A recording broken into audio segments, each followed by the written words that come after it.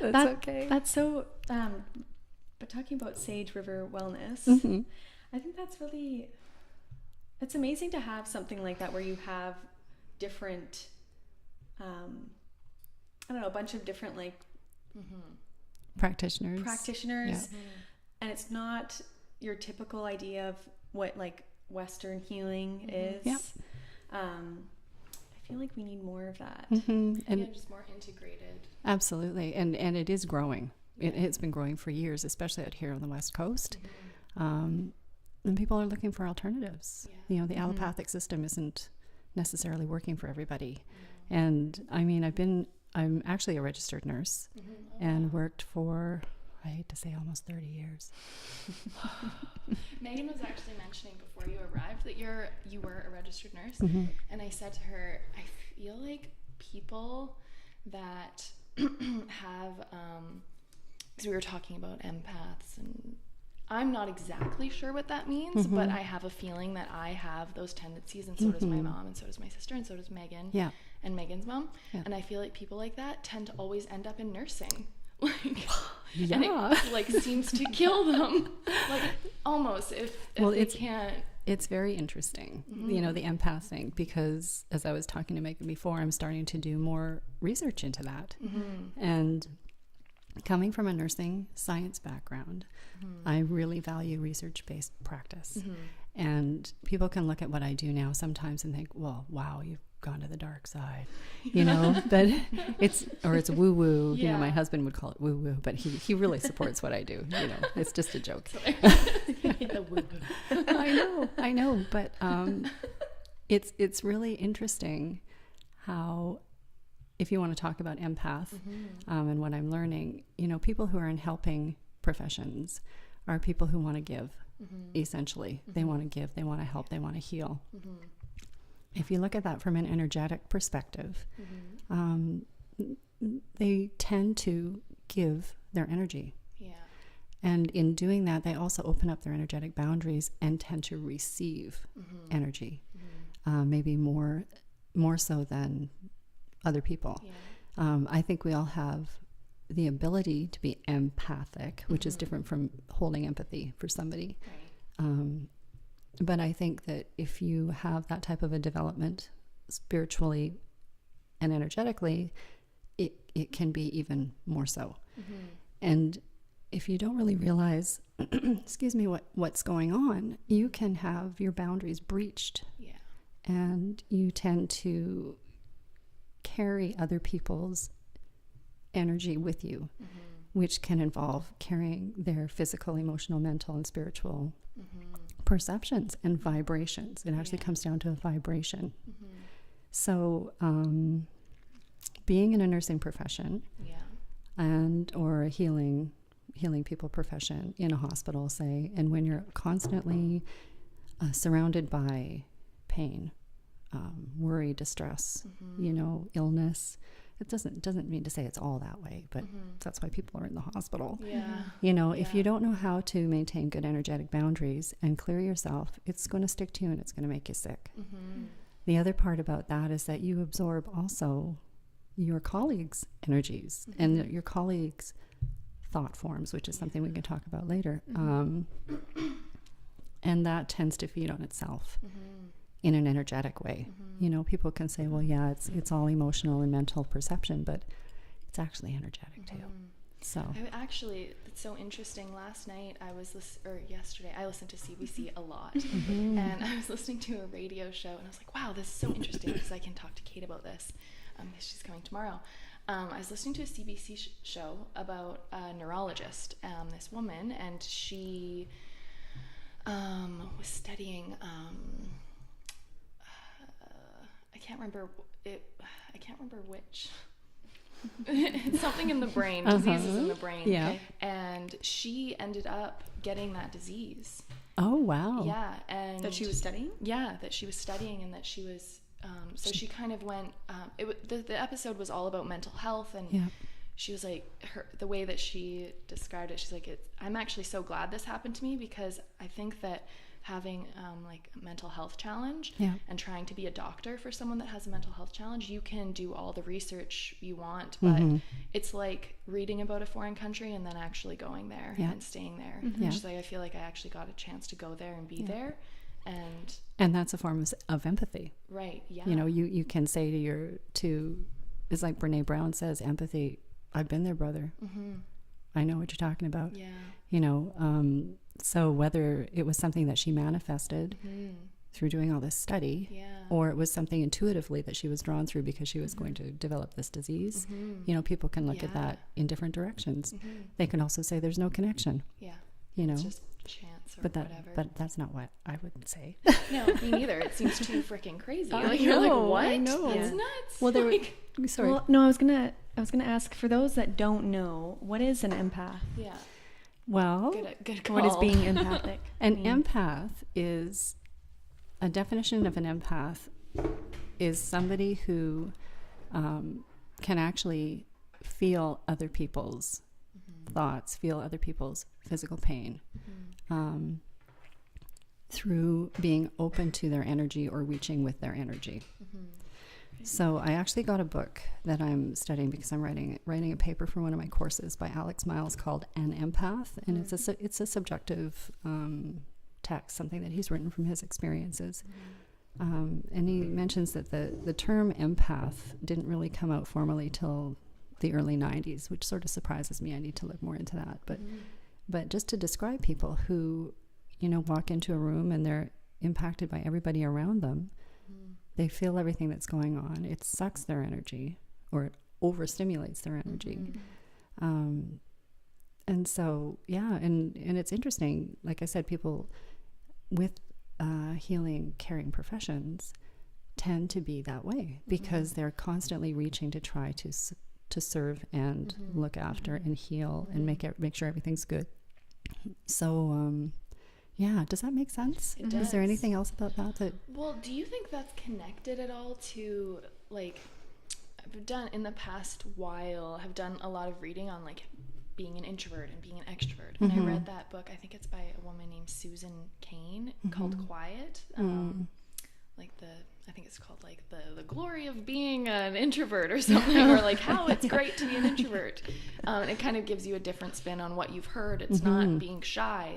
It's the other way energy. around, isn't it? Yeah. Being an introvert, you're able to draw from your own energy. Exactly. Yeah. To build whatever it is you need to build. So it sounds like, to me, it seems like an empath that's functioning in a healthy way is almost an introvert that has proper boundaries, maybe, or something. That's beautifully put.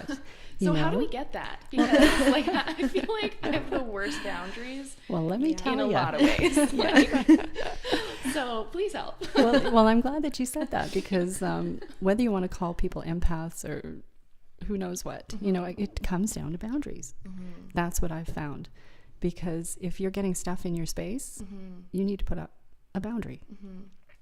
So from my practice, and I've been doing this for 5 years, including my training, the people that come to me are trending into all being empaths. Whether I'm expecting it or not, or they're expecting it, for some reason that's coming to me as a typical client. And so we do a lot of boundary work. And as I was saying, you know, you don't need to call yourself anything. It all comes down to you need to strengthen your boundaries. Yeah. Strengthening your boundaries doesn't mean to put up a complete cement wall, because you still need to have flow. You still need to be able to bring in prana. You know, you still need to be able to give out to people, convey love or bring in love. You know, be able to discern between the negative energies and the positive energies is important when you're thinking about putting up boundaries. So you still have to be able to have that mechanism, you know. So what I found with my clients is that they benefit greatly from learning how to ground. And so grounding exercises, which include just noticing your feet on the ground, you know, and really feeling somatically, which means within your body, what does that feel like? Is that different from what you've noticed before? And really nurturing your ability to recognize how your body feels when it's grounded. And, you can get out in the woods, you can get out in your backyard, get down on the earth, you can get radical and, sink your feet in the mud, whatever works for you. This is a really co-creative process, the work that I do, and everybody's an individual. So, the grounding's really, really important. And I also find that people are typically not aware that they have a subtle energy field. And that is your biofield that comes out from your body. It's also, originates in and comes out. People call electromagnetic field. It's also like a gaseous exchange. It's measurable. There's a lot of science and a lot of research being done around how to measure the human energy field. So it's not all a bunch of woo-woo. Yeah. So do you think maybe the difference, just maybe scientifically, the difference between an introvert and an extrovert could be that energy field is just more penetrable, or it goes out further, or it, you know what I'm saying?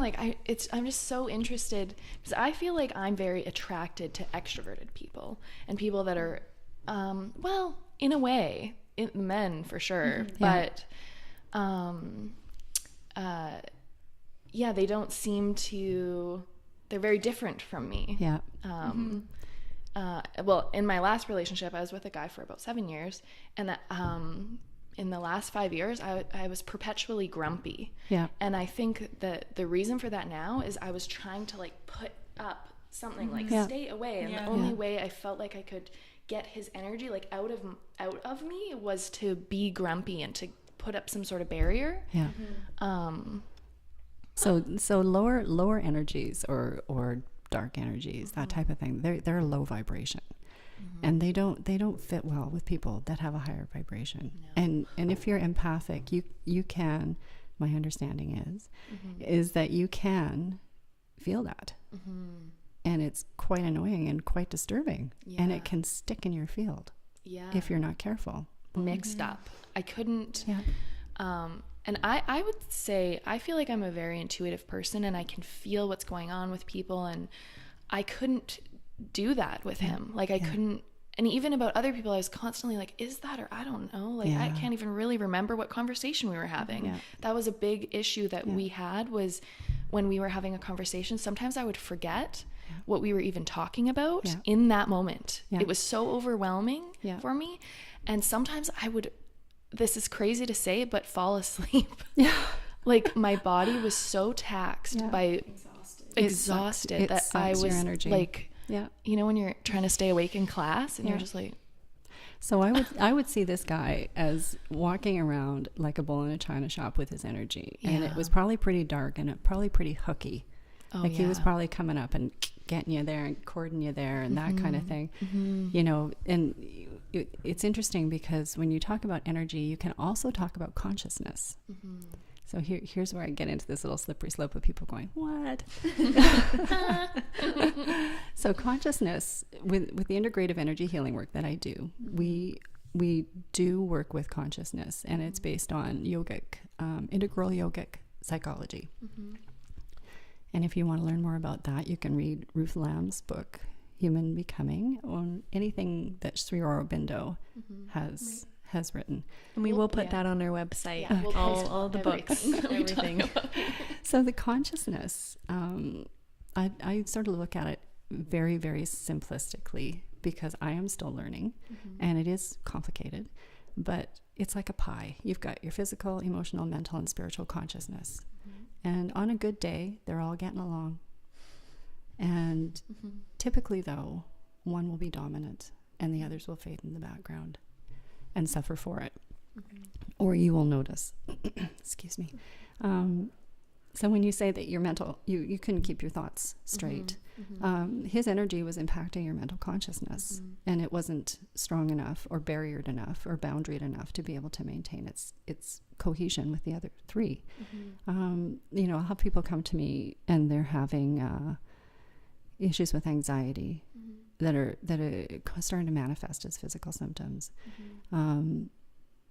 You know, or they've got flight of ideas, or they're you know, not able to focus mentally. So they've got what might be called a rajasic type of a response, and rajasic being over hyper, or tamasic, which is slower, depressed type, lower energy. And, you know, we try to strive for the sattvic, which is balanced. And I mean, there's a lot of research on that as well. Actually, diets that can help you to maintain that balance. So, you know, looking at the whole situation in a relationship with somebody, you know, this is a good touchstone too, is to look at that pie of consciousness. I'm sorry. I don't think it was written like that, but it's just easier to describe. Yeah, that's good. You know, that's a good way to say it. who, you know, who's having the battle today, and what can you do to try to bring those back into balance? You know, you still need to have a good, strong response if you're feeling like you're being attacked, verbally, emotionally, physically. You don't want to calm yourself so much that you can't respond properly, like the fight flight stuff. We still need to have that, but you know, it doesn't always have to be 0 to 100 in 2 seconds. Right. So that's another example of how Explaining it. the other energy can really throw you off balance, consciousness based. Do you think that people should, I mean, I'm not saying this is like your expertise to say like, who should I be in a relationship with, but I have disclaimer, I am not a counselor in any shape or form, but sometimes I wonder we can that, look at it energetically. Yeah, like energetically, you know, like, because he was a good person in a lot of ways, an interesting person, a very like educated, smart person. We had great times. We did. Yeah. I swear. like who the hell is meant to be with someone like that? Yeah. Would it be someone with the same energy, like a darker, low vibration? Yeah. That's an interesting way to look at it. And I do know energy healers that do, or actually coaches, integral coaches that work with those types of questions. But if you look at it based on energy, so you have somebody who's obviously not really contained, is throwing out as much as he possibly can, he or she, and sorry, I'm not trying to diagnose you, whoever you were. He probably won't watch. We're just using you as an example. Yeah. You know, he's obviously got a need. He's not able to generate his own. He's in a positive way. He's probably not in alignment. Excuse me. He's not necessarily grounded. He may have trauma in the past. Those are reasons, but they're not excuses, you know, but you know, you try to look at people in a way that you know that they're doing the best they can with what they've got. But if it's not working for you, if you're not able to balance your energies in order to be healthy, then, you know, you either stay and put up with that, or you stay and you work together to try to balance that energy, or you go someplace else. You know, those are options. I think that's my biggest problem. And I feel like maybe sometimes that can happen to you too, Megan, where the whole like act of accepting that someone's going through something, or being like trying to be understanding, sometimes that like breaks the boundary of saying, but I still don't deserve to be treated that way, or like I don't deserve to have that energy put onto me, even though I understand, or I'm empathetic to where you're coming from, or that something's happened to you. But yeah, I have a hard time. I have an easier time just being kind of mad and being like, no, that's mean, and being like, no, because when I break that barrier of being understanding, then it lets in that. Then I'm like, oh, well, maybe like we should, I don't know. Then I end up giving too much is what usually happens. Well, I end up being like. Do you think it comes down to what your core values are?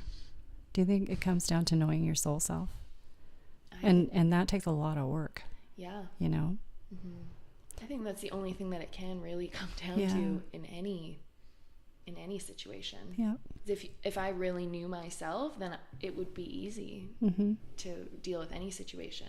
And be energetically strong enough to maintain that position, you know? I think that in reflection, younger people and older people, everybody has work to do.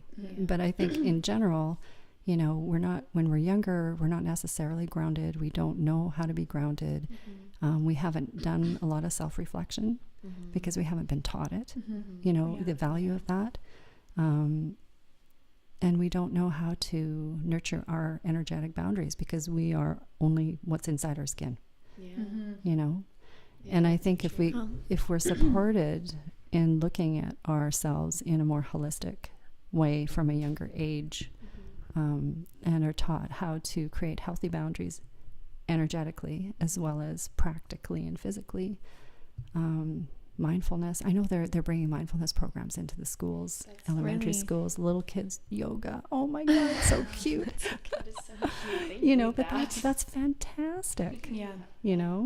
There's the empathy and compassion that's going to nurture your soul. Yeah. So what do you think about, one thing that I find I struggle with is determining the balance between selfishness and selflessness, because I think for my whole life, I always put everyone else before myself. And I think that also kind of came from wanting everyone to be happy. And then in turn, I obviously wouldn't be very happy. But I think right now I'm trying to find that balance and not wanting to, because selflessness also is a good thing and makes you happy. And, but I don't know. I think that there's that like balance of not being sure when it's, what's the line? Where's the line? Yeah. And that's a really good question, and something that I'm sure is an ages-old question. And a lot of the practice that I do really involves intention.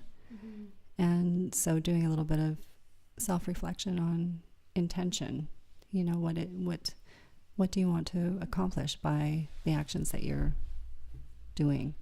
Is still, there's nothing wrong with still giving. There's nothing wrong with still nurturing people.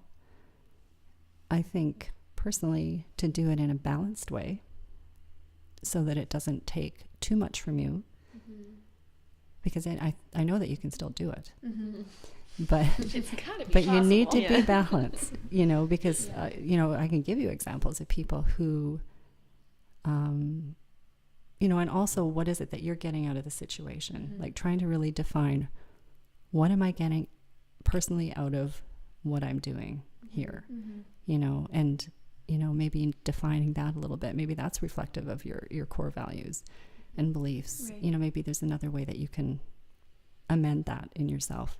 But an example of people who give, and then they crash. And they start manifesting physically, mentally, emotionally. They get sick, very physically sick. What do you, have you read this book? Do you know who Gabor Mate is? Have you read his book, When the Body Says No? I haven't, but I've read, we actually use When the Body Keeps the Score by Bessel van der Kolk and Peter Levine, and if it's somatic awareness and that type of thing, energetic holding. So it's really interesting. It sounds like it's along the same lines, but just manifesting when you're just giving, giving. You start manifesting diseases from what he. And there's evidence, like clearly that. Well, there is evidence. There's science-based evidence, and I mean, I wrote a paper on how did it go? The burnout in nursing in context to our subtle energy fields. Wow. And so the part of the premise of that was how does consciousness and what goes on in our energy field impact us physically? And there was, I don't have the reference in front of me, but I do have it in my paper reference that white blood cells decrease substantially with stress. And so there's that example of the mind, body, spirit connection. The definition of stress, emotional stress. So where is emotional stress? It's out here somewhere, Yeah. but it manifests. So when you're feeling like when you're being too selfless, that creates a stress in yourself because that's not balanced. Conflict. Yeah, conflict, right? That's really interesting. Yeah. So if we even just start thinking about it like that, like this is going to give me the flu if I keep giving all my energy to you, like maybe that would help, you know, and you have to be smart about it too. I mean, if you're having symptoms and you need to go see somebody, I refer people if I feel like they need to go and see a different practitioner. I don't take it all on and say, I'm going to heal you with energy work. You have to be smart about that too, you know? Yeah. I think it was a year and a half ago now. There was a point where I was sick every month. I was actually going to ask you, because you saw Kate, right? I wanted to ask, like, what exactly happens when you go in for like an energy session, or like what were you feeling and then what happened? Yeah, that was so thank you. Yeah. Well, why don't we talk first about what energy healing is? Okay. Integrative energy healing. Sure. So that our listeners know, and then I can share my experience. Okay. And maybe we can talk about that golden web. Oh yeah. Yeah. Cat's out of the bag. So advanced integrative energy healing is an energy-based modality. It includes the consciousness studies, the integral yogic psychology, biofield science, and somatic physiology. So it's a combination of working with the biofield stuff that comes out of your body, off your body, the electromagnetic field, in how we describe it in layers from your body. Other subtle energy studies or theorists define it basically the same. They may name it a little bit different, but it's basically in the same layering, physical, emotional, mental, spiritual. It's not Reiki. That's the first thing people will ask me, if it's Reiki. And no diss to Reiki. Reiki works really well for some people, but their practice is different from what we do. Okay. They're both energy practices. So what I do in a session basically is that I'll have someone come and see me. I'll get them to sign a consent form because I am working quite intimately with them, and I keep everything in confidentiality. I'm bound to, because I have standards of practice that I have to follow, being still a registered nurse doing this. And there are people who are not registered nurses who do this that are just fine. And they are covered by, I think, Natural Health Practitioners of Canada. They can register with them, so that there is some, some follow-up. Yeah. So people will come in, I'll do a very brief history. People tell me what they feel comfortable telling me. I do like to know a little bit of a medical background. And then I ask them to tell me what their intention is. And I hold their intention of healing for that session while I do the healing, integrative energy healing. So it takes place, they can either be sitting or laying, whatever's comfortable. You're fully clothed, you're propped up if you need to be. And I'll do an assessment of the biofield. And then I will usually start with grounding. And whatever the intention was will guide me to the type of a treatment that I'll do. So it's hands-on or hands-off, whatever's comfortable for the client. And then take an hour and a half to do that. So that's the actual treatment. But what I also like to do is resource my clients really well and teach them some self-regulation techniques, because it doesn't matter who comes in to see me and what they think is going to happen. It can often happen that past experiences might come up for them. We might hit a block that is very gently removed, and underneath that block might be some negative experience or energy. And so I like my client to have something to fall back on to keep them regulated. And it doesn't hurt to have self-regulatory practices to have every day that you can use yourself, because fight-flight response can be really uncomfortable, and it can come on out of the blue for some people. So I like to take a lot of time and and really establish, something that's going to calm them. Mindfulness, breath work. Some people do tapping. I don't teach tapping. There's a technique that we use, alternate hand tapping though, and alternate foot and heel stretches like that. And it seems to flip the sympathetic into the parasympathetic quite nicely. But you don't want to quash that, because you still have to survive, So how do you measure, like when you say that you're measuring their what did you call it, their biofield? Yeah. Or how do you do that? Do you have instruments, or is it something that you're so in tune with your feeling that you can feel that? And I'm glad you asked me that question, because there are instruments that can measure it scientifically. The electromagnetic emissions that come from a person's body. Even just going for medical testing that measures any electrical impulses. I use it with my hands. I do it with my hands, just because through practice I've been able to kinesthetically feel energy on people's bodies. Wow. So my interpretation, if I notice something with one client and with practice, I continue to notice that, it starts to make meaning to me, and that's how I'm guiding my practice. Okay. So it's interesting, because if something changes from my perspective, and I check in with the client to say, what are you noticing in your body right now? More often than not, they coincide. So that is how I'm growing my confidence in what it is that I'm doing with that. Do you find it easier to do that with people that you know? Like if you were to, just because maybe you've been feeling their energy for years and maybe not exactly knowing what's going on, but that's also an interesting question, because sometimes people that I don't often treat people that are really close to me.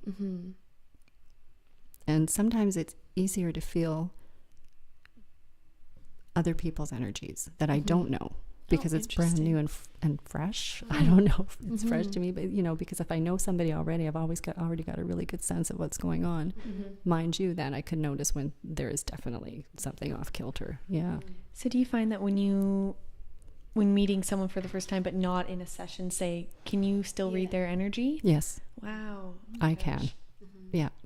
That's crazy. In my own way. Yeah. There's so many people can do it. They use it. They either use it or they don't use it, and they apply it in different ways. And I've been, through my practice and my training, this is integrative energy healing. It's part of it. So for me anyway, I mean, some people can hear, some people can see, some people can sense with their hands. Is that auras? Is that the seeing of the energy? Is that the same? Yeah. About that too. Yeah. That's really interesting. Yeah. And that can happen. It's not just with the integrative energy healing. It's any, meditative yoga. Body workers, there are a lot of body workers actually who've spoken to me once they knew what it was that I did, who sort of in a shy way say, I'm starting to see colors around my clients. Wow. And I'm like, oh, good for you. That's great. Wow. So what are some of the colors, and what do they mean?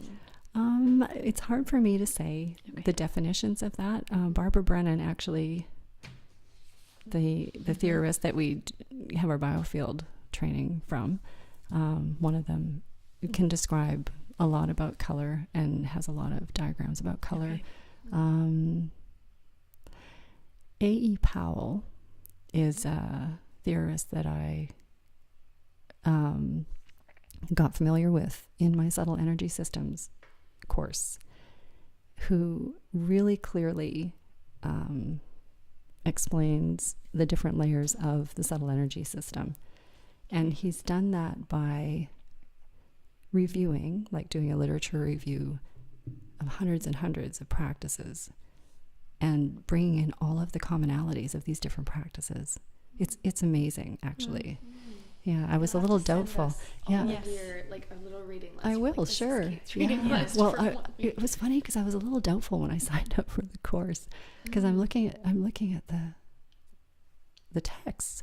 They're 1926. Wow. Oh, I'm like, wow. okay, really? There's nothing between 1926 and Yeah. 2017 that's a little more pertinent, but you know what? It's ancient. It's Wow. ancient stuff, you know, so come on. It's okay. 1926 is Yeah. fine. Yeah. You know, Yeah. but the way he's compiled it, so he's actually put meaning to the colors. And, you know, anybody who's written about chakras, you know, any of those authors, you know, they'll talk about colors. And yeah, it's sort of interesting. Is it kind of like a progressive thing? Like, are you saying that, or are they all different? Like, are you saying that you might start out being able to feel energy, and then as you move into like master phase of, you know what I mean? Then you start being able to like see, and then, do you know what I mean? Yeah, Like, I do know what you mean. Yeah. or is it just everyone has their different way of interpreting based on their own body and how they? Yeah, and that is true. The latter is true. Everybody has their own way, but it's also true that with practice you can develop.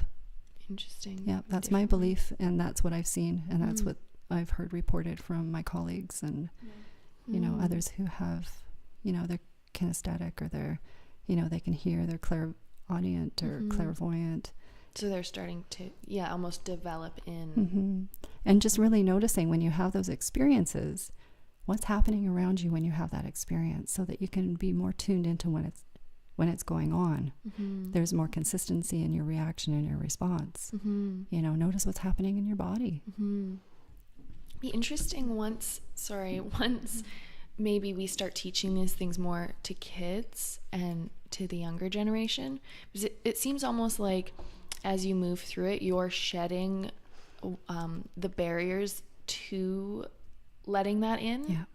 So maybe if it started earlier, you know, kids wouldn't have so many layers. So moving through the veils. Right. Yeah. Like built up, and then maybe, you know, we can have these like ultra humans that are, you know, I really love science fiction. So. Well, the one thing that I trust, and honestly, if you knew me, you knew me 5 years ago, but you know, I didn't talk like this. No. But I talked like it in your head. You know, like in my heart, I knew that this stuff was real, you know, but I think that everybody's path is different, and I think everybody has the potential for all of this. But I also believe that if the universe wants it to happen for you, that's what's going to happen. You know, it might not be your path that you get to see colors around people. You know, it might not be your path that you get older and have 6 kids. You know, you come here for a reason. And it'll develop the way it's supposed to develop. I wanted to ask that too, actually, because I don't know you. Megan knows you. I'm not exactly sure for how long, I guess. Well, a little over 10 years, I think. That's right. Yeah. So what happened, if you don't mind me asking, like, how did you, because you were a nurse and you said 5 years ago this was inside you, but you didn't, this wasn't external. Right. Your husband calls it woo-woo. So how did in that, a loving way. yeah, in a loving way. How did you take that step and come out, and now you're, you know, doing this, now you're taking courses? Like, how did that happen? Well, If you don't mind me asking. what the heck happened? That's pretty much what the hell just happened. Yeah, well, I guess I missed a few cues from the universe that it was time for me to get on this path. And so my final cue was a bit of a wake-up call to leave my formal profession of nursing. And I don't mean I have left nursing, I haven't, but just, you know, it was just time for me to go and really sort of do some self-work around you know, self-care. And that's one thing you guys got to think about. Doing something on self-care is so important. Anyways, so this is all coincidental and synchronicity, and which is the way the universe works. So when I finally listened to the universe, it started to send me some messages. And again, I didn't talk like this before this, but it all makes sense to me now, so it's okay. So I sat down at the computer one day and I thought, is there something else that would be really interesting for me to do? Now, I've always been intuitive. Many nurses have spidey sense. Yeah.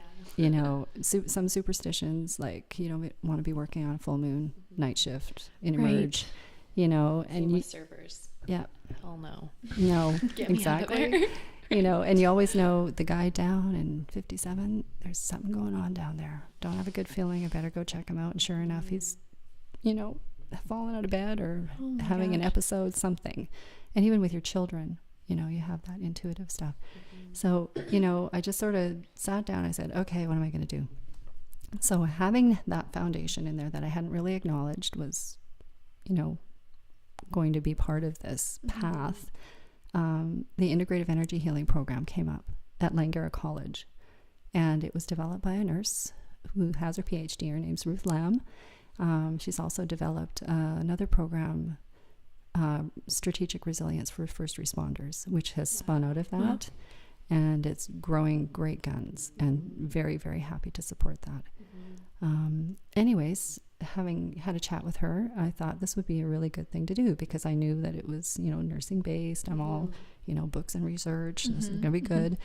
So it was a 2-year program, and it had a lot of self-discovery work to it, but it also had practical hands-on experience. And my instructors were so amazing that they actually helped facilitate my abilities to feel the energy.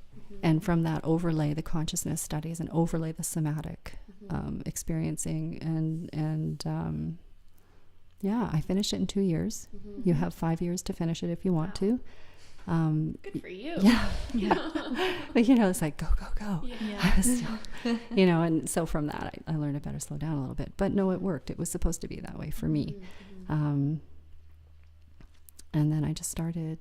they asked me to come back and help teach the trauma and integrative energy healing with another nurse, Kate Browning, who's now the coordinator of the program, which was a great experience. I just loved it because, you know, we use the somatic focus of Bessel van der Kolk's The Body Keeps the Score as the textbook. And then we overlaid the consciousness theory, and we overlaid the biofield work. So it just makes so much sense from an energy healing perspective, how to work with people with trauma. And I get quite a few people who have had, you know, traumatic experiences on many different levels, and these seem to help, especially the resourcing and helping them to build up their own resilience, so that even though you can't get rid of necessarily the trauma or all the traumatic energy, at least you can help to soften your response to the triggers and strengthen yourself.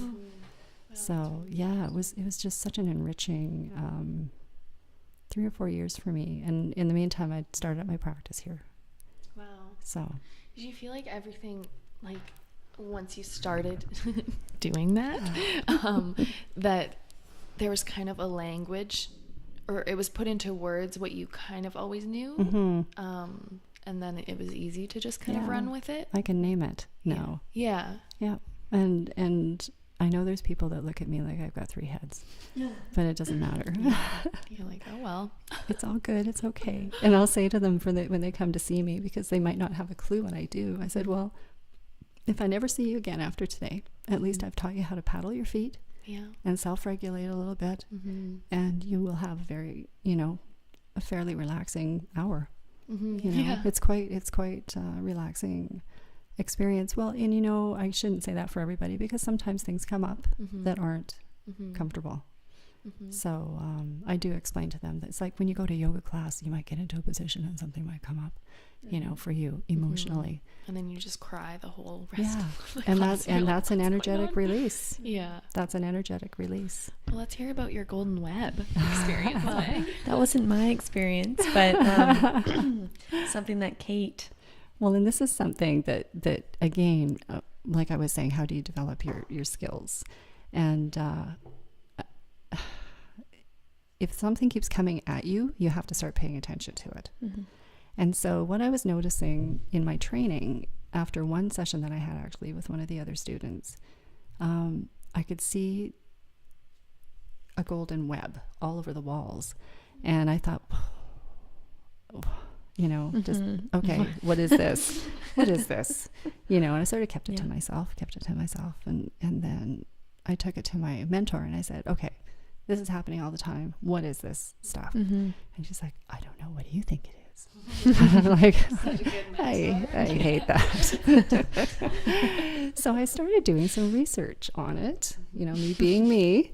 And I came across Indra's web, which is like the energetic web of life. You know, maybe this is what this is. You know, some people have that belief. I think it's an Indian, Eastern Indian, you'd have to look it up. I'm sorry, I don't have the references for it, but Indra's web. Find it. Yeah.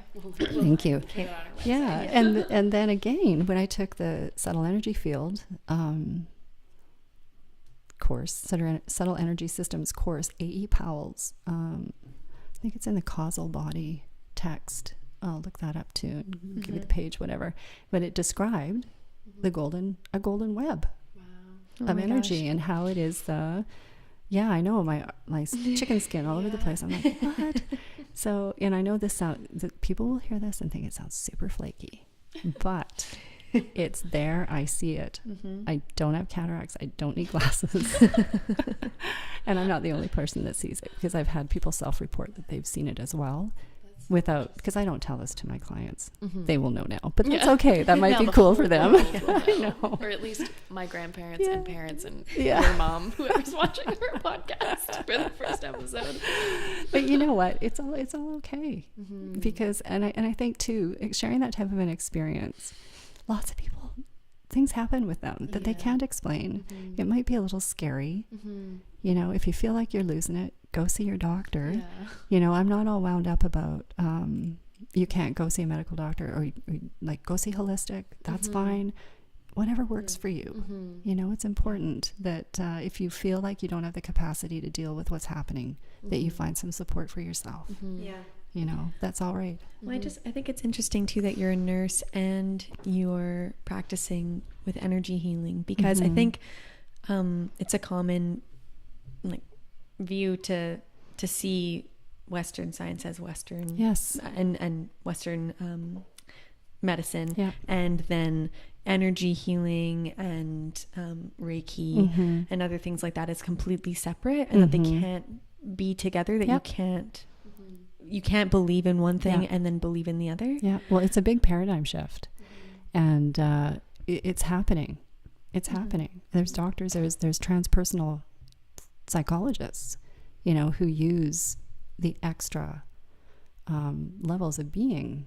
You know, they're not extra, but if you're used to just focusing on the allopathic system, you know, I worked with a registered nurse who did therapeutic touch, and she used that modality on her clients, and the doctors actually said, would you go in and do some therapeutic touch on this person? Because it was an orthopedic ward and a lot of painful fractures and stuff like that. And she's still around, and she's still teaching. She was actually my first actual experience with off-body energetic work back in the 80s. So, you know, I was in tune with it back then. The other thing too about being a nurse and doing this is that, you know, I still use the nursing process. And it's what we're all taught to do as nurses, you know, assess, plan, implement, and evaluate. And so, yeah, that is a nursing scope of practice. And so, yeah, there's no diagnosing, there's no prescribing, but yeah, it's good. And even if I wasn't a nurse, I'd still be doing this and doing it in that way. Yeah. Just trying to think of something that I would like to ask, maybe for someone who's like a little bit more skeptical. Yeah, that's why I asked like the measurement question. Right. Because I feel like, sometimes it's hard for people that maybe those senses or like abilities in themselves are so blocked that they can't even really imagine that. Well, they could look into Beverly Rubik's biofield work, and from her reference list, look into all the scientists who do electromagnetic field studies. Specifically, she has it specifically named as biofield. That's actually like hard. Like someone that's skeptical, they can look and Yeah. see like this is hard science. Yeah, Like and there's it something- is hard science, because Yeah. I'm telling you, Yeah. I took her course last fall, and I just about fell off my chair. It was Yeah. all science and physics, Wow. and holy mackerel, you know. You're like, yikes. Yeah, I know. Melinda Connor does a lot of research, Mm-hmm. and she's also a very skilled energy worker. Yeah, so that it's out there. There's always going to be skeptics, always. Yeah. And that's okay, because we have to have both sides, We do. to keep it honest. It's interesting having this conversation now, just kind of thinking back on times that I feel like I've been healed, and thinking about the healer, and what their energy was like. Like, I get really bad migraines. Wow. And I usually don't really get them anymore. I did a couple of weeks ago. I had a migraine every day for a week, and they're like bad. Like, I throw up, my right side will go numb, like I'm saying weird words, like seeing weird things. Like, it's really awful. Yeah, it's very And overwhelming. it's really overwhelming, and it's really yucky, and sometimes I get so pent up about it that it makes it even worse, and I'm just like stressing. But the one time that I've ever felt like I can take drugs for it, I don't, because it makes me feel really weird and kind of hungover and yucky. The one time I've ever had one just go away, I used to live in Kitsilano, and I stumbled to this community acupuncture. Oh, I was just perfect. completely out of it. Like, I could barely see. I was just like, he's like, oh, it's a sliding scale. It's $20 and we only take cash. There's an ATM across the street. And I was like, okay. And I like stumbled across the street, and I have really bad tunnel visions when it happens. So I couldn't even really see. And I came in, and he gave me acupuncture, and it was amazing. Beautiful. And I don't really know that it was the actual acupuncture, though. I think it was him. His energy was, even just being around him before he even started doing the acupuncture, it was like this like blue, like a blanket of beautiful water. Yeah. Like on me. And it's weird, because I had these weird visions of sperm whales. Like, you lie back in a chair, my eyes were open, and I could see it clearly. Wow. And then I all of a sudden had to go to the bathroom, like really bad. So you had a huge release. I was like, whoa, oh. And he's like, and he knew, he was like, if you have to go to the bathroom or anything like that, there's a bathroom in the back. Well, doing the acupuncture too, he probably hit a meridian that was connected to your bladder, or your kidneys, right? So it's like, whoa, gotta go. I felt fine after. No after effects. Like, when I take, like, I went and saw a neurologist, and they prescribed me like some drugs, some like intense drugs. When I take those, it makes it go away, but I feel messed up, like it's covered something. But with him, it was gone. It dissipated out into the atmosphere. So typically with the migraines, based, in context to the energy work, you would have probably had a huge overcharge of energy around your head that wasn't going anywhere, and it was blocked. And you can actually get a buildup of that energy in certain spots around your head, especially if you have chronic migraines. So he probably was able to release that for you and clear it really nicely with the acupuncture.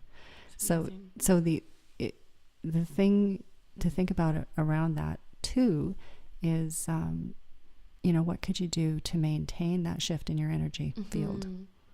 That would be the next step that I would ask. That's my issue. Because usually I have a very clear, it seems clear reason why I get a migraine. And after going to the neurologist, we talked about foods and stuff like that. But I think that it's even before the food. The food is almost a symptom of the thing. So I'm feeling blocked, I'm feeling upset, and then I eat like a crap load of corn chips, and then I get a migraine or whatever, right? So I don't think it's actually the corn chips. It's actually the thing before that I'm so I'm so blocked that instead of doing yoga or going for a walk, which is something that I normally do, I sit around and eat something nasty, right? So what do you think would happen if you went for a walk or did yoga instead?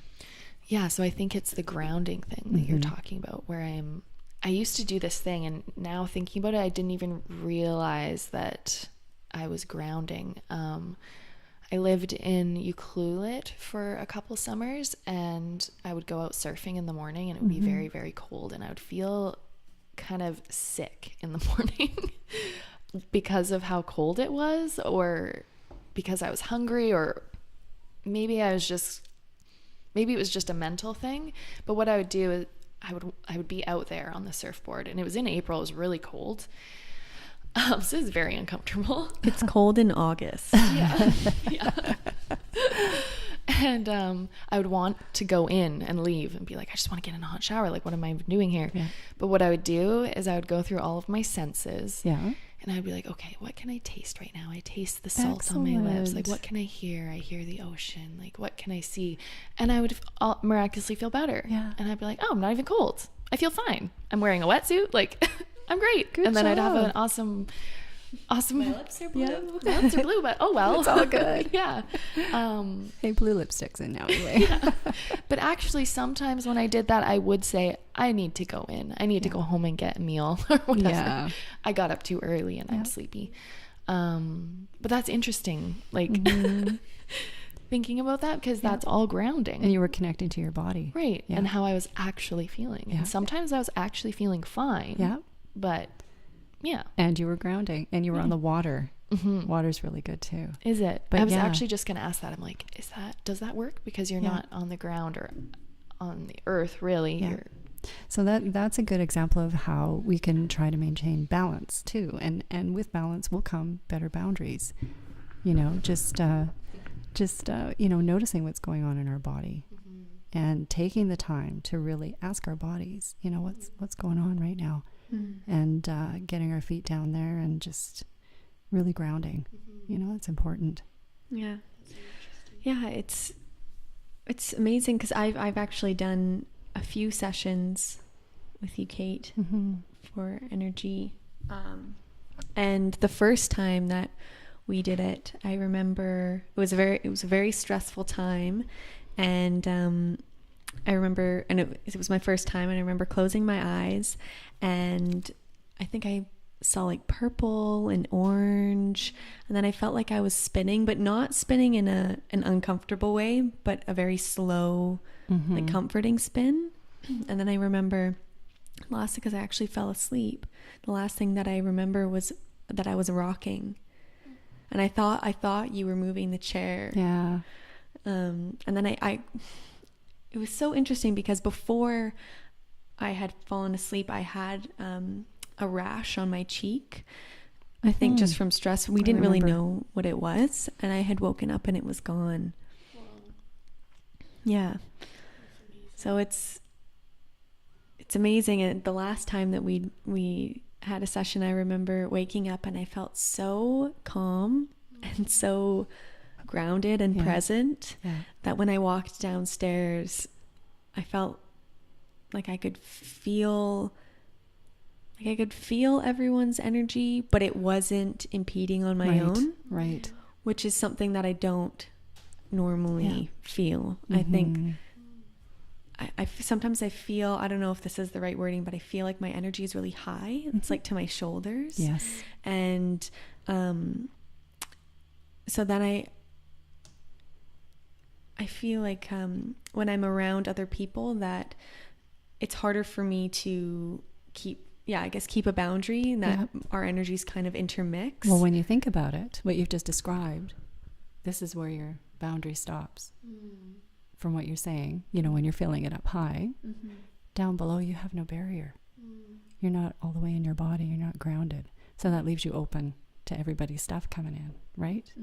But when you're grounded all the way down to your feet, you'll have a better natural boundary, which will help you to stay present and less bombarded by other people. Yeah. So when you were doing the session with Megan, did you just help like move? Could you feel that? Like, did you help move the energy down, like to like shield her whole self, or just help her become present, or set intentions to do that herself, or? So just if I have permission to talk about that, Megan, is that okay? Okay. Yeah, not to get like right in on your session here, but no, it's, it's good to talk about, intention, would be to help to, in that case, facilitate some peace and calm. And as Megan described, her energy was up at the top here, and it was. And so in those cases, what I would probably strive to do is to move that energy so it comes down more to the feet, or at least balances more at the feet, or that she can draw earth energy up through her feet to balance that. And I would also work at the top to just clear that excess charge, if that was for sure the case, if it's really, really solid and needs to be smoothed, and, any blocks, and just to bring her back into her full body. I think a lot of us go through our lives not in our full body, or not fully in our body. That can result in a lot of different things that manifest physically, emotionally, mentally, spiritually. You're just not there all the time. I'm just thinking, I feel like around that time you were talking a lot about feeling foggy headed. Could that be a part of having such a intense boundary up here, and it's like all of it's crunched up here, that it's hard to almost like relate and be there too? And that comes back to the consciousness pie. Right? So if we're not, if things aren't in balance with those physical, emotional, mental, and spiritual consciousness, if it's all bunched up here, if it's a spiritual crisis, if it's emotional overload, if it can result in mental fogginess, it can result in physical symptoms, or just leaving the body, lifting out of the body for, not wanting to be there for whatever reason, not necessarily consciously, intentionally, but it's just that you don't have the grounding to keep the rest down. So it's looking at that on a piece of paper if you want to, what's going on with me mentally, what's going on with me emotionally, and the other two, and just really contemplating that, and maybe meditating on it, and what can I do myself to balance this out a little bit, self-regulation to keep my emotions a little calmer, grounding to keep me physically connected, meditation to help strengthen my spiritual links, whatever that is. When I say spiritual, it doesn't have to be formal religion, it can be anything. And emotionally, the other may settle down when the other three come into more balance.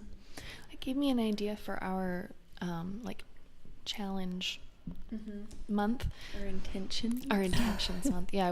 That's great. We want to once a month kind of do a podcast where we're talking about our intentions for the month, and what we want to work on. I feel like it would be really cool to actually have a physical drawing of that pie. Yes. And to really sorry, my leg bashing everything.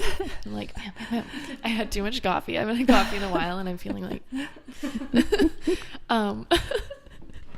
like even my eyes are a little like but to have a drawing into each day, just check in maybe twice a day, maybe at the beginning of the day, and be like, okay, how am I starting this day off in terms of balance? Because sometimes you've had like a dream or feelings overnight where you're like, I'm really upset, or I'm feeling mixed up this morning. So checking in the morning, and then also at night before you go to bed or something, just being like, let's see, where's my pie at right now, That would be great. I think that's fabulous. Like, it's a simple tool. And it just really supports self-reflection, and there's practical things that you can do to balance it out, and I guess it comes down to the more you practice it. I used to take piano lessons.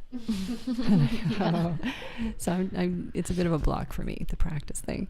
But the more you practice, the more it becomes a routine, and the more you repattern your brain to accept this as part of you and part of how you self-care yourself, and if that's even a term,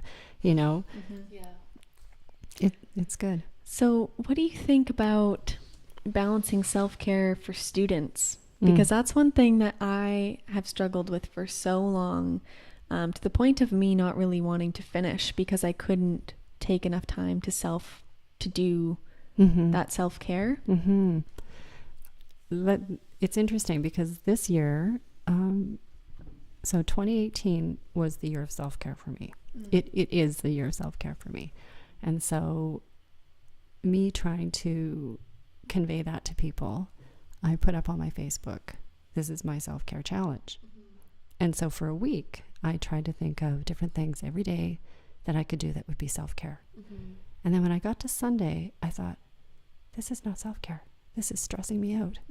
You know, like I need a break from self-care.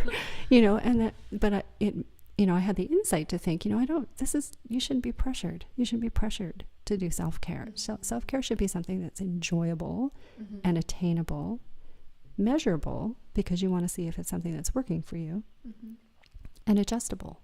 So, you know, I think for each person, especially as students, because there's so many different, oh my gosh, energetic minefields, for lack of a better word.